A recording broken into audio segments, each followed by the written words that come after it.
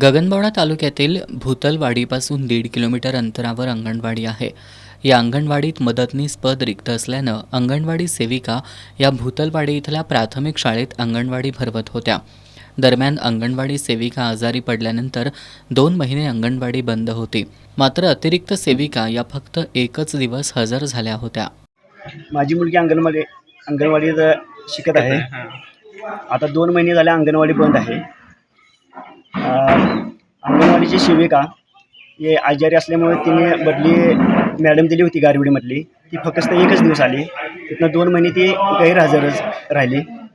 मग 2 महिन्याचं माझ्या मुलीचं नुकसान झालेलं आहे आणि पोषण आहार पण काय 2 महिन्याचा वाटप केलेला नाही.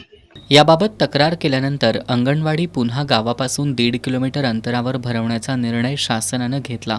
पण लहान मुलं ने-आण करण्यासाठी भूतलवाडीतील मदतनीसाची गरज असल्यानं तशी मागणी ग्रामस्थांनी संबंधितांकडे केली. अंगणवाडी मदतनीसाचं पद भरताना भूतलवाडी इथल्या महिलेचा विचार व्हावा अशी विनंती ग्रामस्थांकडून करण्यात आली होती. मात्र मदतनीस पदावर ग्रामस्थांची मागणी डावलून गारिवडे इथल्या एका महिलेची नियुक्ती करण्यात आली.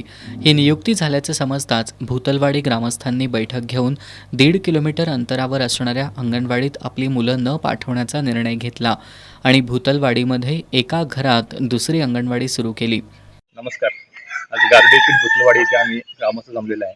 ग्रामस्थांनी पूर्ण प्रयत्नातून तशी अंगणवाडी स्थापन केलेली आहे. ती शासनाचा निषेध म्हणून केलेली आहे.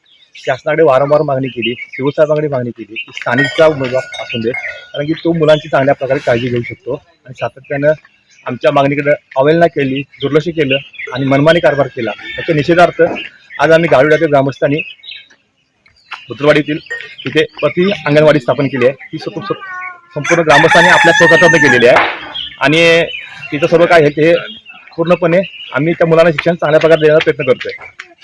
दुसरी अंगणवाडी सुरू केल्यानं मूळ अंगणवाडीत आता एकही विद्यार्थी नसल्यानं ती ओस पडली आहे. याबाबत वरिष्ठांना लेखी स्वरूपात कळवण्यात येईल, तिथल्या अंगणवाडी सेविकेने सांगितलंय.